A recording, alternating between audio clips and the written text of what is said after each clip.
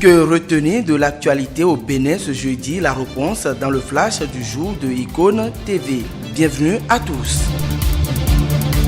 B. Dorothée, un élu local de l'arrondissement d'Akiza, a été blessé par balle à Zobodomé. Des braqueurs ont tiré sur lui avant de partir avec son téléphone et une somme d'argent. Il est tombé dans une embuscade dans la matinée de ce mercredi 15 mars 2023 alors qu'il se rendait à Abomey pour des soins. Alertés, les éléments de la police républicaine se sont rendus sur les lieux pour faire le constat d'usage afin d'ouvrir une enquête et déterminer les auteurs de cet agissement.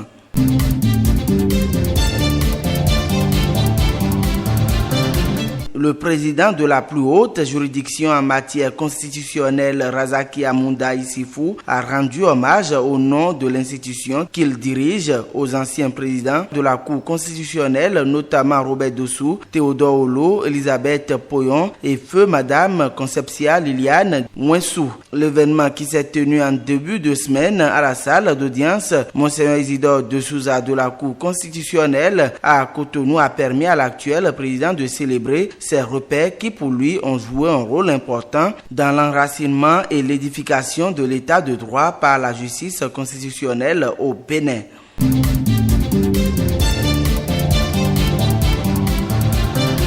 3 500 000 francs CFA, c'est le montant à débourser par chaque pèlerin béninois pour prendre part au Hajj édition 2023 en Arabie Saoudite. C'est ce qui ressort de la cérémonie présidée ce 15 mars 2023 par le ministre des Affaires étrangères Aurélien Agbenossi, président du comité d'orientation et de supervision COS du Hajj. Rappelons que ce montant couvre principalement les frais de transport par avion, le transport interurbain, l'hébergement, la restauration, le visa, l'assurance ainsi que les différentes taxes en vigueur en Arabie Saoudite. Contrairement à l'année antérieure, on note une hausse de 100 000 francs en ce qui concerne le coût.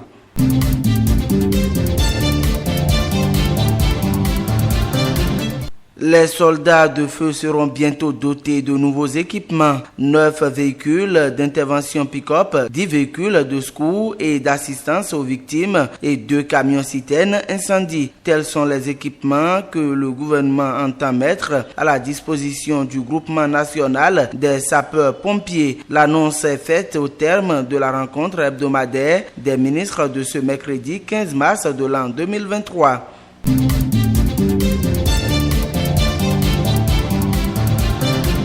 Pour insuffisance d'arbitrage ayant impacté le résultat du match, les arbitres Omega Akpo et Prosper Anyandji écopent d'une suspension de 6 matchs. Par contre, Stanislas Ahomlantor est suspendu de 4 matchs pour erreur pouvant impacter le résultat du match. Des sanctions prononcées par la commission des arbitres du comité exécutif de la Fédération béninoise de football.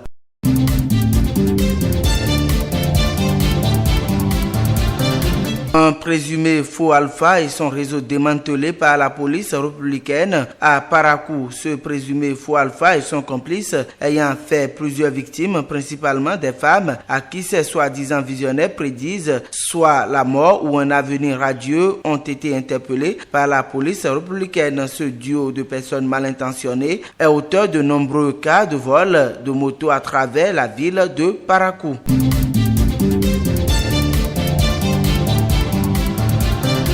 Dans un courrier de 8 pages adressé en début de semaine au ministère de la Justice et de la Législation Séverin Kenom, Joël Aïvo a dénoncé les conditions de sa détention, mais s'est préoccupé aussi du sort des détenus qui attendent d'être jugés depuis 10, 15, 20 ans et plus. Le constitutionnaliste n'a pas manqué de rappeler dans son courrier que dans les cas les plus graves, nul ne peut être retenu en détention provisoire au-delà de 5 ans sans être jugé.